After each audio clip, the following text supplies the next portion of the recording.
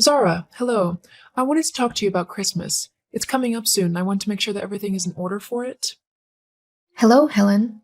Yes, for the 10th time, I've got everything under control. It's just, this is the first time that you're hosting Christmas, and we don't want anything to go wrong now, do we? Otherwise, the children will be very upset. Not to mention that a lot of other people are looking forward to this occasion, and we don't want to end up eating burnt or undercooked food. That won't happen, Helen. I know what I'm doing. I have cooked before. Yes, I know. But this is for a lot more people. There's a special knack for cooking for 12 plus people, you know? With your limited experience, I would be surprised if you could do it for the first time. We're definitely going to need my help. I'll be okay, Helen. And you don't need to worry about me. When I was younger, I helped my mom cook Christmas dinner for our family, and there were at least 10 of us every year then. So it'll be just like that. Yes, but I know what my family likes. Let's face it, I don't think you could make a Christmas dinner that they are going to enjoy. In fact, we'll all probably end up going back home hungry still. I think it might be better if I did the turkey at least. That way everyone will be able to eat the main part of the meal. Helen, honestly, it'll be okay. I've cooked turkey enough times to know how to do it properly. Fine. If you think you know how to do it so well, tell me, what temperature does it need to cook at? Seriously? You're actually going to make me tell you how I cook a turkey? Yes. I want to know that my family and I aren't going to get food poisoning because of you. I'd rather not spend my Christmas day being sick everywhere. I cook the turkey at 356 degrees Fahrenheit over the course of a few hours, basting it every hour so that it remains juicy. Is that okay? Well, if you really want it to remain juicy, then you should baste it every half an hour. That's how I do it, and my family loves the turkey. Yes, well, I do it every hour and it turns out perfectly fine. Besides, I'll be making the sides too, and I also want to spend a bit of time with my family so that we can actually enjoy the day together. Well, with that half-assed attitude, I doubt the food will be okay. Meaning, If you're going to insist on cooking such an important meal, then you need to be dedicated to it all day, until it's served. You can't just do things half-heartedly. You can spend time with Mike and the kids after the dinner's done. excuse you, but I will spend my day however I want it. The food will be fine. I'll prep a lot of it the night before so that there isn't a lot to do on the day. You can't do that. Why not? All of the veggies will brown and dry out. No, you need to do it on the day so it's as fresh as possible. Helen, that just won't be possible, especially with a 3-year-old and a 5-year-old. I've prepared meals like this before, and they've all turned out fine. This one will be no different. Now, I need to go, so I can't talk any longer. I'll see you at Christmas. Very well. I'll see you at Christmas. Just be sure that there's extra room in the oven for my backup turkey. What do you mean your backup turkey? Yes, I'm going to bring it just in case. I've already asked Mike, and he said it's okay. Oh, has he now? He has. So I'll need the oven on the day. It'll be set at 400 Fahrenheit, so any sides will have to be cooked separately so they don't burn. Also, don't forget to add plenty of butter to the mashed potatoes and a high-quality brandy for the Christmas pudding. Something around $30 to $40 should do. Anything cheaper just tastes disgusting, and my family and I will know, and then Christmas will be ruined. You don't want that, do you? I'm afraid you can't do that. I'm going to need all the oven space I have. So if you want to bring your own turkey, you'll have to cook it at your house. Fine then. You know, I must say that you are very rude. I'm your mother-in-law, so you should treat me with a lot more respect than you do. Honestly, I don't know what my son sees in you. He should have never married you. Well, that's not a nice thing to say now, is it? It doesn't matter. I bet he never told you, but I'd found him a wonderful girl to go out with. I even set them up on a date. Lily was truly wonderful. She would have fit into the family nicely too, unlike you. But for some reason, Mike simply didn't like her as much as he should have. Honestly, I blame you.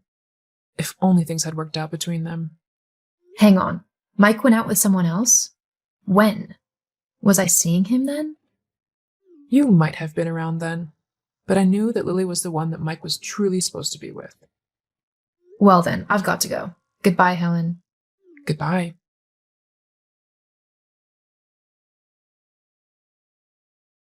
Mike, honey, are you there? Hey, sweetie, how's your day going? Well, not the best, to be honest. Just now, while I was trying to shop for some of the kids' presents, I had your mom message me, telling me all about how she thinks that I'm going to do the Christmas dinner wrong and how none of your family will like what I cook. God, I'm so sorry, Czar. Honestly, don't listen to her. Everyone will love your cooking. I know I do. In fact, I'd have to say you're a better cook than my mom has ever been. Really? Yeah, in my opinion, my mom actually burns the food whenever she cooks it. There's always a bitter taste that goes with it. Plus, this is our first time hosting Christmas, so I'll definitely be around to help if you need or want it.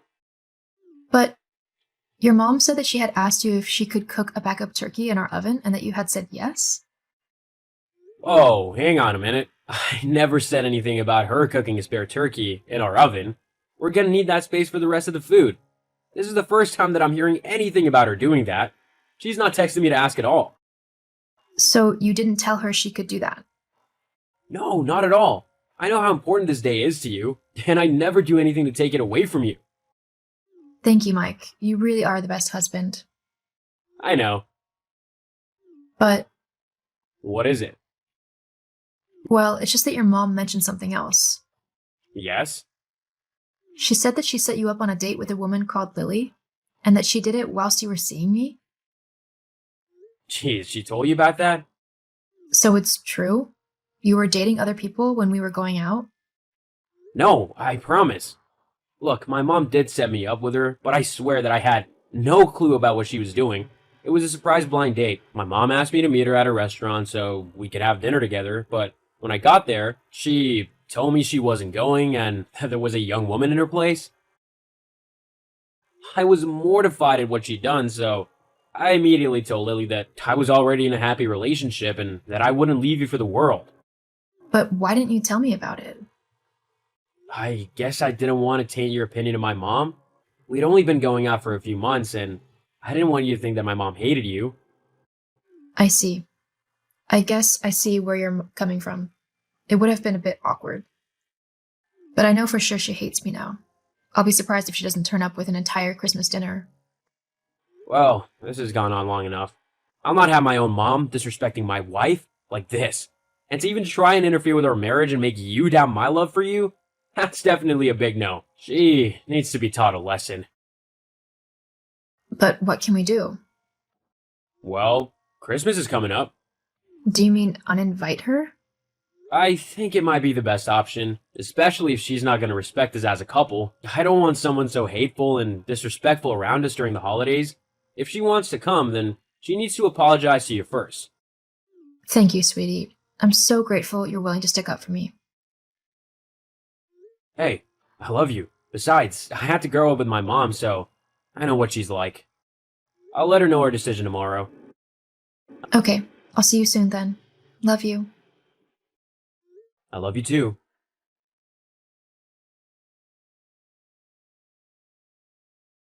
Zara.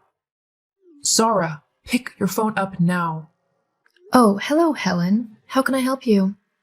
Cut the goody two-shoes act. You know what you've done. What do you mean? You've poisoned my own son against me and made him uninvite me from Christmas? I've not done that, Helen. Your own horridness has done that to you. Don't lie to me. It's all your fault. I know it. All I told him was what you said yesterday about how you were going to bring another turkey to undermine me, and how you tried to get me to doubt him by telling me about that Lily girl. He didn't need to know that, though. Look, you can come to Christmas at ours once you've apologized to me. Apologize for what? For being horrid and trying to take over Christmas despite it being very important to me. I'm not apologizing. You're a horrible girl, and I wish my son had never met you. I'm sorry you feel that way when I've been nothing but kind to you. Whatever. I'll just invite everyone over to mine, and we'll see what a good Christmas you have then. You can do that if you want. I'll have my family around me, and that's all me and Mike need. Ugh, I seriously hate you. I see. Well, I'm not too fond of you either at the minute, so I'm going to go. I hope you have a nice Christmas, Helen. Goodbye. Well, I hope yours is rubbish. Well, you won't be there, so I don't think that's possible. Why, you... Just you wait and see.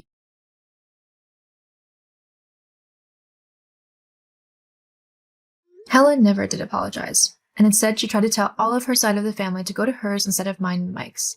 Unfortunately for her, though, a lot of the relatives declined and came to us instead, claiming something about her food is too dry.